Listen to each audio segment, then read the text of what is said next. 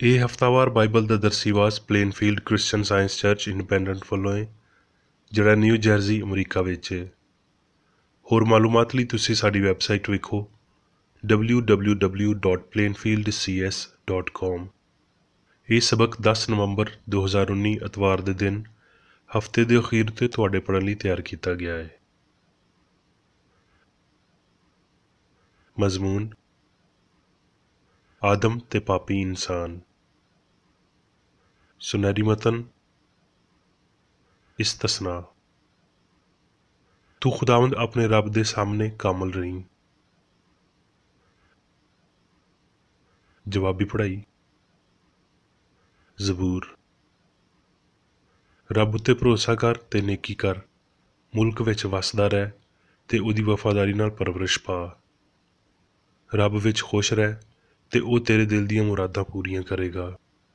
ਆਪਣੀ ਰਾਹ ਰੱਬ ਉੱਤੇ ਛੱਡ ਦੇ ਤੇ ਉਹਦੇ ਉੱਤੇ ਭਰੋਸਾ ਕਰ, ਉਹੀ ਸਭ ਕੁਝ ਕਰੇਗਾ।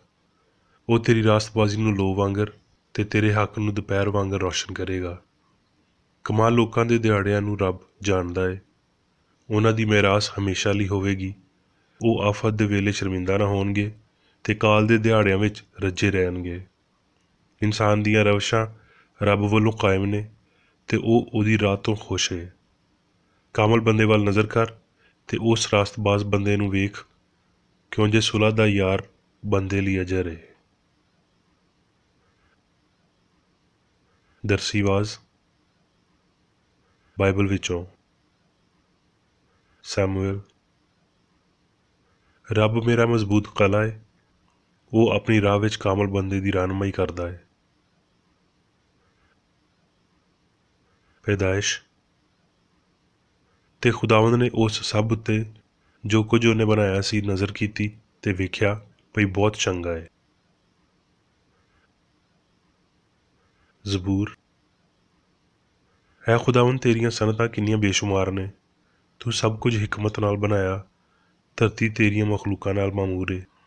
ਤੂੰ ਆਪਣੀ ਰੂਹ ਘੱਲਦਾ ਏ ਤੇ ਇਹ ਜੰਮਦੇ ਨੇ, ਤੂੰ ਧਰਤੀ ਨੂੰ ਨਵਾਂ ਬਣਾ ਦੇਣਾ ਏ। ਰੱਬ ਦਾ ਜਲਾਲ ਹਮੇਸ਼ਾ ਤਿੱਕਰ ਰਵੇ, ਖੁਦਾਵੰਦ ਆਪਣੀਆਂ ਸਨਅਤਾਂ ਤੋਂ ਖੁਸ਼ ਹੋਵੇ। ਮੈਂ ਸਾਰੀ ਉਮਰ ਰੱਬ ਦੀ ਤਾਰੀਫ ਕਰਾਂਗਾ, ਜਦੋਂ ਤਿੱਕਰ ਮੇਰਾ ਵਜੂਦ ਏ ਮੈਂ ਆਪਣੀ ਖੁਦਾਵੰਦ ਦੀ ਵਡਿਆਈ ਕਰਾਂਗਾ।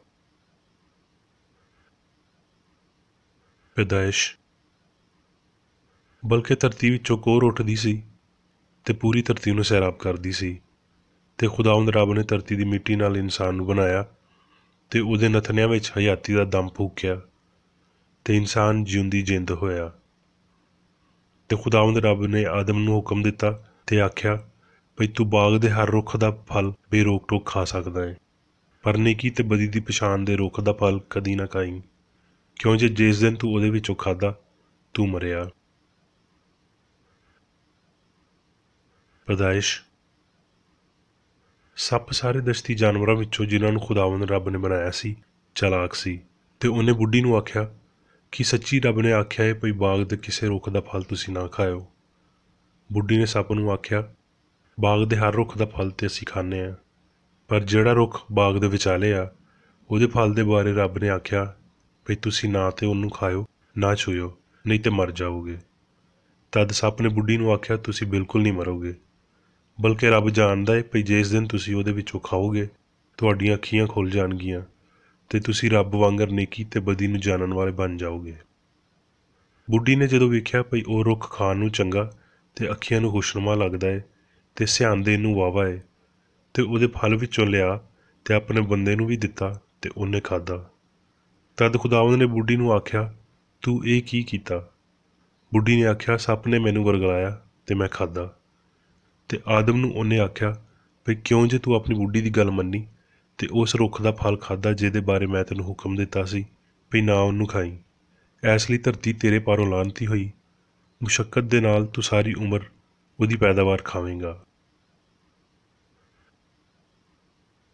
ਮਰਕਸ: ਤੇ ਉਹਨਾਂ ਦਿਨਾਂ ਵਿੱਚ ਇੰਜ ਹੋਇਆ ਭਈ ਯਿਸੂ ਨੇ ਗਲੀਲ ਦੇ ਨਾਸਰਤ ਵਿੱਚੋਂ ਆ ਕੇ ਯਰਦਨ ਵਿੱਚ ਯੂਹੰਨਾ ਤੋਂ ਬਪਤਿਸਮਾ ਲਿਆ, ਤੇ ਜਦੋਂ ਉਹ ਪਾਣੀ ਵਿੱਚੋਂ ਨਿਕਲ ਕੇ ਉੱਤੇ ਆਇਆ ਤੇ ਉਸੇ ਵੇਲੇ ਉਹਨੇ ਅਸਮਾਨ ਨੂੰ ਫਟਦਿਆਂ ਤੇ ਰੂਹ ਨੂੰ ਕਬੂਤਰ ਵਾਂਗਰ ਆਪਣੇ ਉੱਤੇ ਉਤਰਦਿਆਂ ਵੇਖਿਆ, ਤੇ ਅਸਮਾਨ ਵਿੱਚੋਂ ਆਵਾਜ਼ ਆਈ, ਭਈ ਤੂੰ ਮੇਰਾ ਪਿਆਰਾ ਪੁੱਤਰ ਹੈ ਤੇ ਇੱਥੋਂ ਮੈਂ ਖੁਸ਼ ਹਾਂ। ਫਿਰ ਉਹ ਕੁਫਰਨਹੂਮ ਵਿੱਚ ਵੜੇ ਤੇ ਉਸੇ ਵੇਲੇ ਸਬਤ ਦੇ ਦਿਨ ਇਬਾਦਤਖਾਨੇ ਵਿੱਚ ਜਾ ਕੇ ਤਾਲੀਮ ਦੇਣ ਲੱਗ ਗਿਆ ਤੇ ਲੋਕ ਉਹਦੀ ਤਾਲੀਮ ਤੋਂ ਹੈਰਾਨ ਹੋਏ, ਕਿਉਂ ਜੇ ਉਹ ਉਹਨਾਂ ਨੂੰ ਫਕੀਆਂ ਵਾਂਗਰ ਨਹੀਂ ਬਲਕਿ ਇਖਤਿਆਰ ਵਾਲਿਆਂ ਵਾਂਗਰ ਤਾਲੀਮ ਦਿੰਦਾ ਸੀ। ਤੇ ਉਸੇ ਵੇਲੇ ਉਹਨਾਂ ਦੇ ਇਬਾਦਤਖਾਨੇ ਵਿੱਚ ਇੱਕ ਬੰਦਾ ਮਿਲਿਆ ਜਿਹਦੇ ਵਿੱਚ ਨਾਪਾਕ ਰੂਹ ਸੀ। ਉਹ ਇੰਜ ਆਖ ਕੇ ਚਿল্ਲਾਇਆ, ਭਈ ਐ ਯਿਸੂ ਨਾਸਰੀ, ਸਾਨੂੰ ਤੇਰੇ ਨਾਲ ਕੀ ਕੰਮ? ਕੀ ਤੂੰ ਸਾਨੂੰ ਹਲਾਕ ਕਰਨ ਆਇਆ ਹੈ? ਮੈਂ ਤੈਨੂੰ ਜਾਣਦਾ ਵਾਂ ਭਈ ਤੂੰ ਕੌਣ ਹੈ, ਰੱਬ ਦਾ ਕਦੂਸ ਹੈ। ਯਿਸੂ ਨੇ ਉਹਨੂੰ ਝਿੜਕ ਕੇ ਆਖਿਆ, ਚੁੱਪ ਰਹਿ, ਇਹਦੇ ਵਿੱਚੋਂ ਨਿਕਲ ਜਾ। ਇਸ ਲਈ ਉਹ ਨਾਪਾਕ ਰੂਹ ਉਹਨੂੰ ਮਰੋੜ ਕੇ ਤੇ ਬੜੀ ਉੱਚੀ ਚਿল্ਲਾ ਕੇ ਉਹਦੇ ਵਿੱਚੋਂ ਨਿਕਲ ਗਈ। ਤੇ ਸਾਰੇ ਲੋਕ ਬਹੁਤ ਹੈਰਾਨ ਹੋਏ ਤੇ ਆਪਸ ਵਿੱਚ ਇਹ ਆਖ ਕੇ ਬਹਿਸ ਕਰਨ ਲੱਗੇ, ਭਈ ਇਹ ਕੀ ਹੈ? ਇਹ ਤੇ ਨਵੀਂ ਤਾਲੀਮ ਹੈ। ਉਹ ਨਾਪਾਕ ਰੂਹ ਨੂੰ ਵੀ ਇਖਤਿਆਰ ਨਾਲ ਹੁਕਮ ਦਿੰਦਾ ਹੈ ਤੇ ਉਹ ਉਹਦਾ ਹੁਕਮ ਮੰਨਦੀਆਂ ਨੇ।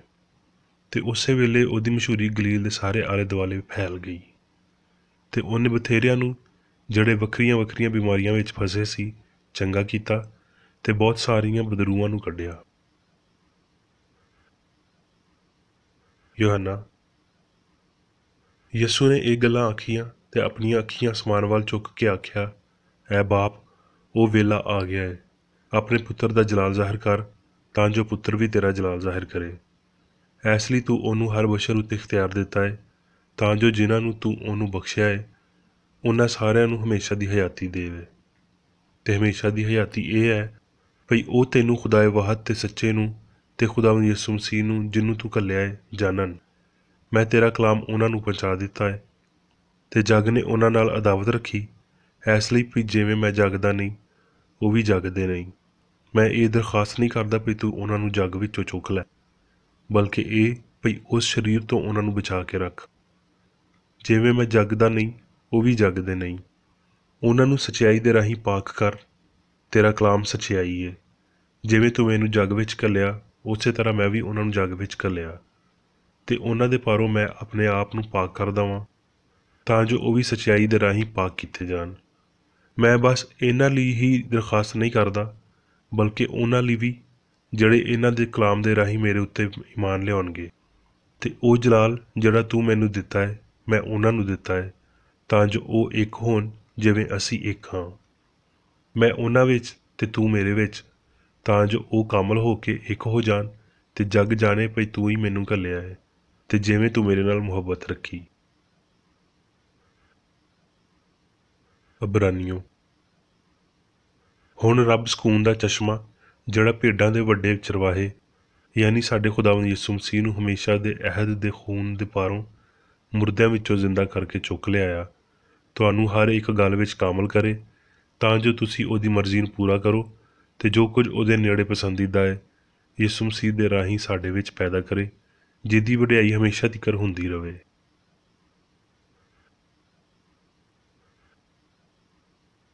ਹੁਣ ਮੈਂ ਮੇਰੀ ਬੇਕਰੇਡੀ ਦੀ ਲਿਖੀ ਹੋਈ ਕ੍ਰਿਸਚਨ ਸਾਇੰਸ ਦੀ ਦਰਸੀ ਕਿਤਾਬ ਸਾਇੰਸ ਤੇ ਸਿਹਤ ਆਇਤਾਂ ਦੀ ਕੁੰਜੀ ਦੇ ਨਾਲ ਵਿੱਚੋਂ ਲਈਆਂ ਹੋਈਆਂ ਲਿਖਾਈਆਂ ਪੜ੍ਹਾਂਗਾ। ਸਾਇੰਸ ਤੇ ਸਿਹਤ। ਇਲਾਹੀ ਸਾਇੰਸ ਵਿੱਚ ਇਨਸਾਨ ਰੱਬ ਦੀ ਅਸਲੀ ਸ਼ਬੀਹ ਹੈ। ਇਲਾਹੀ ਫਿਤਰਤ ਨੂੰ ਮਸੀਹ ਯਸੂ ਵਿੱਚ ਬਹੁਤ ਚੰਗੇ ਤਰੀਕੇ ਨਾਲ ਬਿਆਨ ਕੀਤਾ ਗਿਆ ਹੈ, ਜਿਨ੍ਹਾਂ ਇਨਸਾਨਾਂ ਉੱਤੇ ਰੱਬ ਦੀ ਬਹੁਤ ਮੁਨਾਸਬ ਅਕਾਸੀ ਜ਼ਾਹਿਰ ਕੀਤੀ ਤੇ ਮਾੜੀ ਸੋਚ ਦੇ ਨਮੂਨੇ ਤੋਂ ਵੱਡੀ ਮਿਆਰੇ ਜ਼ਿੰਦਗੀ ਫਰਾਹਮ ਕੀਤੀ, ਯਾਨੀ ਅਜਿਹੀ ਸੋਚ ਜਿਹੜੀ ਇਨਸਾਨ ਦੇ ਡਿੱਗਣ, ਬਿਮਾਰੀ, ਪਾਪ ਕਰਨ ਤੇ ਮਰਨ ਨੂੰ ਜ਼ਾਹਿਰ ਕਰਦੀ ਹੈ। ਸਾਇੰਸੀ ਹਸਤੀ ਤੇ ਇਲਾਹੀ ਸ਼ਫਾ ਦੀ ਮਸੀਹ ਵਰਗੀ ਸਮਝ ਵਿੱਚ ਕਾਮਲ ਅਸੂਲ ਤੇ ਖਿਆਲ, ਕਾਮਲ ਰੱਬ ਤੇ ਕਾਮਲ ਇਨਸਾਨ, ਸੋਚ ਤੇ ਇਜ਼ਹਾਰ ਦੀ ਨਿਊ ਦੇ ਤੌਰ ਤੇ ਸ਼ਾਮਲ ਹੁੰਦੇ ਨੇ। ਰੱਬ ਇਨਸਾਨ ਦਾ ਖਾਲਕ ਹੈ ਤੇ ਇਨਸਾਨ ਦਾ ਇਲਾਹੀ ਅਸੂਲ ਕਾਮਲ ਹੋਣ ਨਾਲ ਇਲਾਹੀ ਖਿਆਲ ਜਾਂ ਪਰਛਾਵਾਂ ਯਾਨੀ ਇਨਸਾਨ ਕਾਮਲ ਹੀ ਰਹਿੰਦਾ ਹੈ। ਇਨਸਾਨ ਰੱਬ ਦੀ ਹਸਤੀ ਦਾ ਇਜ਼ਹਾਰ ਹੈ। ਜੇ ਕੋਈ ਅਜਿਹਾ ਵੇਲਾ ਸੀ ਜਦੋਂ ਇਨਸਾਨ ਨੇ ਇਲਾਹੀ ਕਾਮਲੀਅਤ ਦਾ ਇਜ਼ਹਾਰ ਨਹੀਂ ਕੀਤਾ ਤੇ ਇਹ ਉਹੀ ਵੇਲਾ ਸੀ ਜਦੋਂ ਇਨਸਾਨ ਨੇ ਰੱਬ ਨੂੰ ਜ਼ਾਹਿਰ ਨਹੀਂ ਕੀਤਾ ਤੇ ਨਤੀਜੇ ਦੇ ਤੌਰ ਤੇ ਇਹ ਉਹ ਵੇਲਾ ਸੀ ਜਦੋਂ ਉਲੂਹੀਅਤ ਯਾਨੀ ਵਜੂਦ ਗੈਰ ਯਕੀਨੀ ਸੀ। ਜੇ ਬੰਦੇ ਨੇ ਆਪਣੀ ਕਾਮਲੀਅਤ ਗਵਾ ਲਈ ਹੈ ਤੇ ਉਹਨੇ ਆਪਣਾ ਕਾਮਲ ਅਸੂਲ ਇਲਾਹੀ ਸਿਆਣ ਵੀ ਗਵਾ ਲਈ ਹੈ। ਜੇ ਇਨਸਾਨ ਇਸ ਕਾਮਲ ਅਸੂਲ ਜਾਂ ਸਿਆਣ ਦੇ ਬਗੈਰ ਕਦੀ ਵਜੂਦ ਰੱਖਦਾ ਸੀ ਤੇ ਫਿਰ ਇਨਸਾਨ ਦੀ ਵਜੂਦੀਅਤ ਇੱਕ ਫਰਜ਼ੀ ਕਹਾਣੀ ਸੀ। ਰੱਬ ਦਾ ਇਨਸਾਨ ਜਿਹਨੂੰ ਰੂਹਾਨੀ ਤੌਰ 'ਤੇ ਬਣਾਇਆ ਗਿਆ ਹੈ, ਮਾਦੀ ਜਾਂ ਫਾਨੀ ਨਹੀਂ ਹੈ। ਸਾਰੇ ਇਨਸਾਨੀ ਇਖਤਲਾਫਾਂ ਦੀ ਵਲਦੀਅਤ ਆਦਮ ਦਾ ਸੁਪਨਾ ਸੀ, ਗਹਿਰੀ ਨੀਂਦਰ ਜਿਹਦੇ ਵਿੱਚ ਹਯਾਤੀ ਤੇ ਉਹਦੀ ਜ਼ਹਾਨਤ ਦਾ ਮਾਨ ਪੈਦਾ ਹੋਇਆ, ਜਿਹੜਾ ਮਾਦੇ ਤੋਂ ਨਿਕਲਿਆ ਤੇ ਲੰਘਿਆ। ਇਹ ਮੁਸ਼ਰਕਾਨਾ ਗਲਤੀ ਜਾਂ ਜਿਹਨੂੰ ਸੱਪ ਆਖਿਆ ਜਾਂਦਾ ਹੈ, ਹਲੇ ਵੀ ਸੱਚਾਈ ਦੇ ਖਿਲਾਫ ਇਸਰਾਰ ਕਰਦਾ ਤੇ ਆਖਦਾ ਹੈ, ਤੁਸੀਂ ਰੱਬ ਵਾਂਗਰ ਹੋ ਜਾਓਗੇ, ਯਾਨੀ ਮੈਂ ਗਲਤੀ ਨੂੰ ਸੱਚਾਈ ਵਾਂਗਰ ਅਸਲੀ ਤੇ ਅਬਦੀ ਬਣਾ ਦੇਵਾਂਗਾ। ਮਾਦੀ ਇਨਸਾਨ ਆਪੀ ਜਾਂ ਰਜ਼ਾਕਾਰਾਨਾ ਗਲਤੀ ਨਾਲ ਇੱਕ ਮੰਨਫੀ ਚੰਗਿਆਈ ਤੇ ਮੁਸਬਤ ਗਲਤੀ ਨਾਲ ਬਣਿਆ ਹੈ। ਜਿਹੜਾ ਦੂਜਾ ਹੈ ਉਹ ਆਪਣੇ ਆਪ ਨੂੰ ਠੀਕ ਸਮਝਦਾ ਹੈ। ਇਨਸਾਨ ਦੀ ਰੂਹਾਨੀ ਇਨਫਰਾਦੀਅਤ ਕਦੀ ਗਲਤ ਨਹੀਂ ਹੁੰਦੀ। ਇਹ ਇਨਸਾਨ ਦੇ ਬਣਾਉਣ ਵਾਲੇ ਦੀ ਛਵੀ ਹੈ। ਮਾਦਾ ਬਸ਼ਰ ਨੂੰ ਅਸਲੀ ਸ਼ੁਰੂਆਤ ਤੇ ਹਸਤੀ ਦੀਆਂ ਹਕੀਕਤਾਂ ਨਾਲ ਨਹੀਂ ਜੋੜ ਸਕਦਾ, ਜਿਹਦੇ ਵਿੱਚ ਸਭ ਕੁਝ ਮੁੱਕ ਜਾਣਾ ਚਾਹੀਦਾ ਹੈ। ਇਹ ਬਸ ਰੂਹ ਦੀ ਵਡਿਆਈ ਨੂੰ ਮੰਨਣ ਨਾਲ ਹੋਵੇਗਾ, ਜਿਹੜਾ ਰੂਹ ਦੇ ਦਾਅਵਿਆਂ ਨੂੰ ਖ਼ਤਮ ਕਰਦਾ ਹੈ।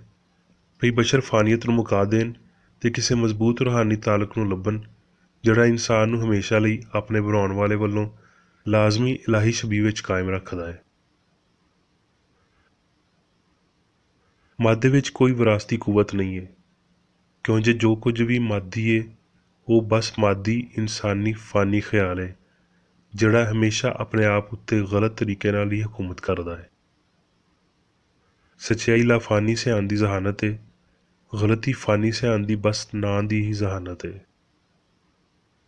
ਜੋ ਕੁਝ ਵੀ ਇਨਸਾਨ ਦੇ ਪਾਪ ਜਾਂ ਰੱਬ ਦੇ ਮੁਖਾਲਫ ਜਾਂ ਰੱਬ ਦੀ ਗੈਰ ਮੌਜੂਦਗੀ ਵੱਲ ਇਸ਼ਾਰਾ ਕਰਦਾ ਹੈ, ਉਹ ਆਦਮ ਦਾ ਸੁਪਨਾ ਹੈ, ਜਿਹੜਾ ਨਾ ਹੀ ਸਿਆਣ ਹੈ ਤੇ ਨਾ ਇਨਸਾਨ ਹੈ, ਕਿਉਂਕਿ ਇਹ ਪਿਓ ਦਾ ਇਕਲੌਤਾ ਨਹੀਂ ਹੈ।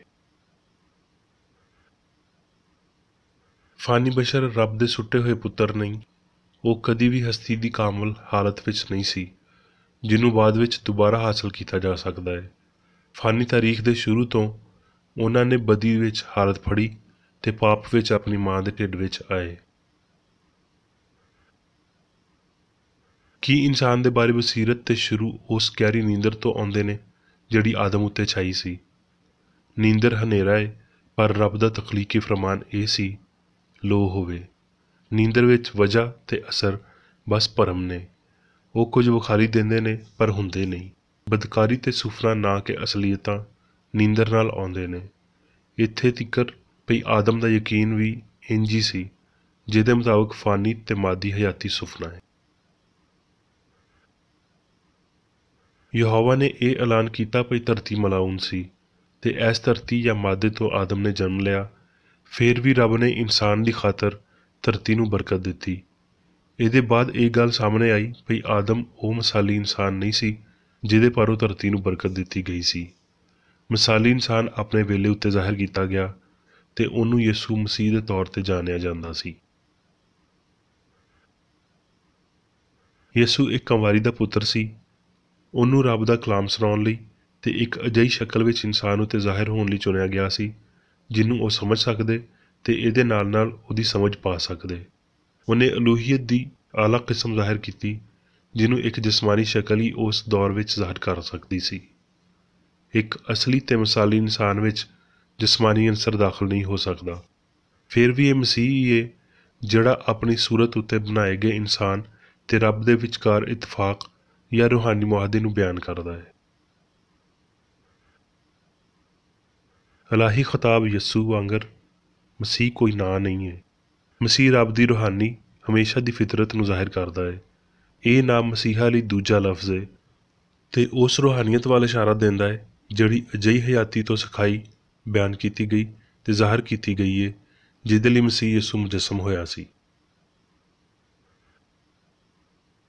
ਰੱਬ ਦੇ ਲੋਕਾਂ ਦੇ ਬਾਰੇ ਨਾ ਕਿ ਇਨਸਾਨ ਦੇ ਬੱਚਿਆਂ ਦੇ ਬਾਰੇ ਗੱਲ ਕਰਦਿਆਂ ਹੋਏ ਯਿਸੂ ਨੇ ਆਖਿਆ, ਰੱਬ ਦੀ ਬਾਦਸ਼ਾਹੀ ਤੁਹਾਡੇ ਵਿਚਕਾਰ ਹੈ, ਯਾਨੀ ਸੱਚਾਈ ਤੇ ਪਿਆਰ ਅਸਲੀ ਇਨਸਾਨ ਉੱਤੇ ਹਕੂਮਤ ਕਰਦੀ ਹੈ। ਇਹ ਜ਼ਾਹਿਰ ਕਰਦਿਆਂ ਹੋਏ ਭਈ ਇਨਸਾਨ ਰੱਬ ਦੀ ਸੂਰਤ ਉੱਤੇ ਬੇਗੁਨਾਹ ਤੇ ਅਬਦੀ ਹੈ। ਉਸ ਕਾਮਲ ਬੰਦੇ ਵਿੱਚ ਮੁਕਤੀਦਾਤਾ ਨੇ ਰੱਬ ਦੀ ਆਪਣੀ ਛਬੀ ਤੇ ਸੂਰਤ ਨੂੰ ਵੇਖਿਆ ਤੇ ਇਨਸਾਨ ਦੇ ਇਸ ਠੀਕ ਨਜ਼ਰੀਏ ਨੇ ਬਿਮਾਰੀ ਨੂੰ ਠੀਕ ਕੀਤਾ। ਇਸ ਲਈ ਯਿਸੂ ਨੇ ਤਾਲੀਮ ਦਿੱਤੀ ਭਈ ਰੱਬ ਬਰਕਰਾਰ ਤੇ ਆਲਮਗੀਰ ਹੈ ਤੇ ਇਹ ਭਈ ਇਨਸਾਨ ਪਾਕ ਤੇ ਮੁਕੱਦਸ ਹੈ। ਬਸ਼ਰੀ ਖਿਆਲਾਂ ਯਾਨੀ ਗਲਤ ਤਸਵਰਾਂ ਨੂੰ ਉਹਨਾਂ ਤਸਵਰਾਂ ਦੀ ਰਾਹ ਸਿੱਧੀ ਕਰਨੀ ਚਾਹੀਦੀ ਹੈ ਜਿਹੜੇ ਕਾਮਲ ਤੇ ਅਬਦੀ ਨੇ। ਕਈ ਨਸਲਾਂ ਤੋਂ ਇਨਸਾਨੀ ਅਕੀਦੇ ਇਲਾਹੀ ਤਸਵਰਾਂ ਨੂੰ ਹਾਸਲ ਕਰਨਗੇ ਤੇ ਰੱਬ ਦੀਆਂ ਬਣਾਈਆਂ ਸ਼ੈਵਾਂ ਦਾ ਲਾਫਾਨੀ ਤੇ ਕਾਮਲ ਨਮੂਨਾ ਅਖੀਰੀ ਸਿਰਫ ਹਸਤੀ ਦੇ ਅਸਲੀ ਤਸਵਰ ਦੇ ਤੌਰ ਤੇ ਵਿਖਾਲੀ ਦੇਵੇਗਾ। ਸਾਇੰਸ ਵਿੱਚ ਸਾਰੀ ਹਸਤੀ ਹਮੇਸ਼ਾ ਦੀ ਰੂਹਾਨੀ, ਕਾਮਲ ਤੇ ਹਰ ਹਮਲ ਵਿੱਚ ਹਮ-ਆਹੰਗ ਏ। ਇੱਕ ਕਾਮਲ ਨਮੂਨੇ ਨੂੰ ਤੁਹਾਡੇ ਖਿਆਲਾਂ ਵਿੱਚ ਪੇਸ਼ ਹੋਣ ਦਿਓ, ਬਜਾਏ ਇਹਦੇ ਬਦ ਇਖਲਾਕ ਮੁਖਾਲਫ ਦੇ। ਖਿਆਲਾਂ ਦੀ ਰੂਹਾਨੀਅਤ ਤੁਹਾਡੀ ਸਿਆਣ ਨੂੰ ਰੋਸ਼ਨ ਕਰਦੀ ਤੇ ਇਹਦੇ ਵਿੱਚ ਇਲਾਹੀ ਸਿਆਣ ਯਾਨੀ ਹਯਾਤੀ ਲਿਆਉਂਦੀ ਏ, ਨਾ ਕਿ ਮੌਤ। ਸਾਇੰਸ ਵਿੱਚ ਰੱਬ ਤੇ ਇਨਸਾਨ, ਇਲਾਹੀ ਅਸੂਲ ਤੇ ਖਿਆਲ ਦੇ ਤਾਲੁਕ ਲਾਜ਼ਵਾਲ ਨੇ ਤੇ ਸਾਇੰਸ ਨਾ ਬਦਲਣ ਵਾਲੀ ਰਹਿਣ ਬਾਰੇ ਭੁੱਲ ਚੁੱਕ ਨਹੀਂ ਜਾਣਦੀ ਤੇ ਨਾ ਹੀ ਇਹਦੀ ਅਬਦੀ ਤਾਰੀਖ ਤੋਂ ਹਮ-ਆਹੰਗੀ ਵੱਲ ਪਰਤ ਕੇ ਆਉਣਾ ਜਾਣਦੀ ਏ, ਪਰ ਆਪਣੇ ਵਿੱਚ ਇਲਾਹੀ ਹੁਕਮ ਜਾਂ ਰੂਹਾਨੀ ਕਾਨੂੰਨ ਜ਼ਰੂਰ ਰੱਖਦੀ ਏ, ਜਿਹਦੇ ਵਿੱਚ ਰੱਬ ਜੋ ਕੁਝ ਬਣਾਉਂਦਾ ਏ ਕਾਮਲ ਤੇ ਅਬਦੀ ਨੇ।